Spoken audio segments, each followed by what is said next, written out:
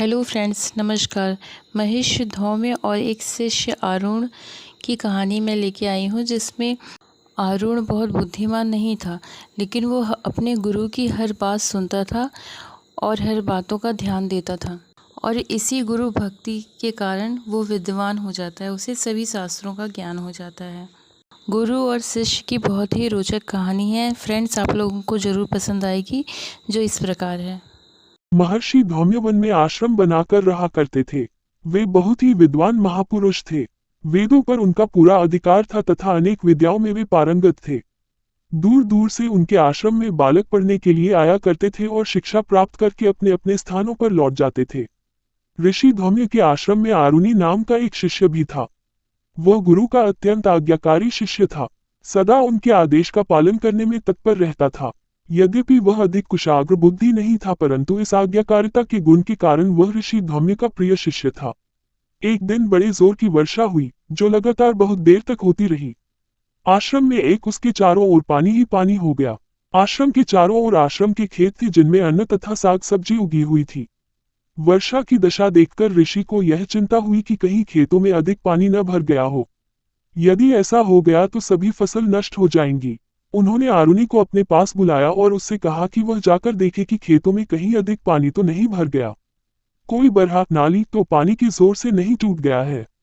यदि ऐसा हो गया है तो उस जाकर बंद कर दे। आरुणि तुरंत फावड़ा लेकर चल दिया। वर्षा जोरों पर थी, पर उसने इसकी कोई चिंता न की। वह सारे खेतों में बारी बारी से घूमता रहा। एक जगह उसने देखा कि बरहा टूटा पड़ा है और पानी बड़े वेग के साथ खेत में घुस रहा है। वह तुरंत उसे रोकने में लग गया। बहुत प्रयास किया, परंतु बरहा बार बार टूट जाता था। जितनी मिट्टी वह डालता सब बह जाती। काफी देर संघर्ष करते हो गई, लेकिन पानी को आरुणि नहीं रोक पाया। उसे गुरु के आदेश का पालन करना था, चाहे कुछ भी हो। जब थक गया तो एक उपाय उसकी समझ में आया। वह स्वयं उस टूटी हुई मैन पर लेट गया। अब उसके बहने का तो प्रश्न ही नहीं था। पानी बंद हो गया और वह चुपचाप वहीं लेटा रहा। धीरे धीरे वर्षा कम होने लगी, लेकिन पानी का बहाव अभी वैसा ही था, इसलिए उसने उठना उचित नहीं समझा। इधर गुरु को चिंता सवार हुई। आखिर इतनी देर हो गई, आरुणि कहाँ गया? उन्होंने अपने सभी शिष्यों से पूछा, लेकिन किसी को भी आरुणि के लौटने का ज्ञान नहीं था। तब ऋषि धौम्य कुछ शिष्यों को साथ लेकर खेतों की ओर चल दिए। वे जगह जगह रुककर आरुणि को आवाज लगाते, लेकिन कोई उत्तर न पाकर आगे बढ़ जाते। एक जगह जब उन्होंने पुनः आवाज लगाई, आरुणि तुम कहाँ हो? तो आरुणि ने उसे सुन लिया, लेकिन वह उठा नहीं और वहीं से लेटे लेटे बोला, गुरुजी मैं यहाँ हूँ। गुरु और सभी उसकी आवाज की ओर दौड़े और उन्होंने पास जाकर देखा कि आरुणि पानी में तरबतर और मिट्टी में सना मैन पर लेटा हुआ है। गुरु का दिल भर आया। आरुणि की गुरु भक्ति ने उन्हें हिलाकर रख दिया। उन्होंने तुरंत उसे उठने की आज्ञा दी और गदगद होकर अपने सीने से लगा लिया। सारे शिष्य इस अलौकिक दृश्य को देखकर रोमांचित हो गए। उनके नेत्रों से अश्रु बहने लगे।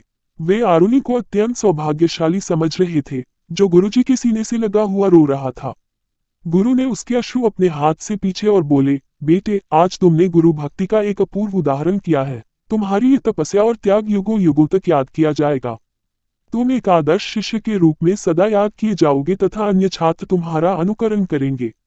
मेरा आशीर्वाद है कि तुम एक दिव्य बुद्धि प्राप्त करोगे तथा सभी शास्त्र तुम्हें प्राप्त हो जाएंगे। तुम्हें उनके लिए प्रयास नहीं करना पड़ेगा। आज से तुम्हारा नाम उद्दालक के रूप में प्रसिद्ध होगा, अर्थात जो जल से निकला उत्पन्न हुआ, और यही हुआ। आरुणि का नाम उद्दालक के नाम से प्रसिद्ध हुआ और सारी विद्याएं उन्हें बिना पढ़े स्वयं ही प्राप्त हो गई। शिवा न संतु वार्षिकी 1। हमें वर्षा द्वारा प्राप्त जल सुख दे।